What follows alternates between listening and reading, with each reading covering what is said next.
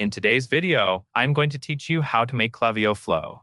By the end, you will have a flow created from a template and set to live, so it can start running for real customers. This is a great way to launch automations quickly because the flow library gives you proven structures like a welcome series. Start by logging into your Klaviyo account and looking at the left-hand navigation menu.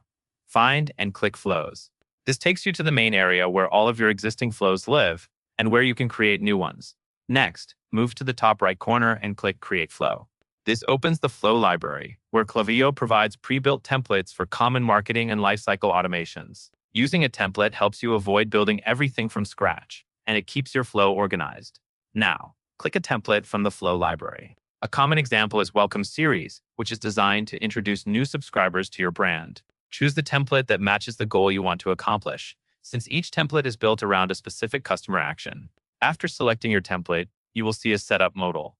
Here, select a trigger. The trigger is the event that starts the flow, such as when someone joins a list or performs a specific action. Take a moment to choose the correct trigger, because it controls who enters the flow and when they enter. Once your trigger is selected, click Use Template to enter the builder.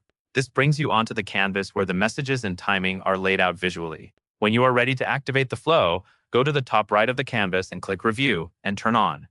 This is the final checkpoint before sending anything live. You will see a status option, and you will want to change it from a draft or an active state. Select Live from the dropdown. Setting a flow to live means it can begin enrolling people immediately based on your trigger settings, so make sure you are comfortable with that before you proceed. Finally, click Update Status again to confirm and save. This last confirmation locks in your choice and officially turns the flow on. And that is all there is to it.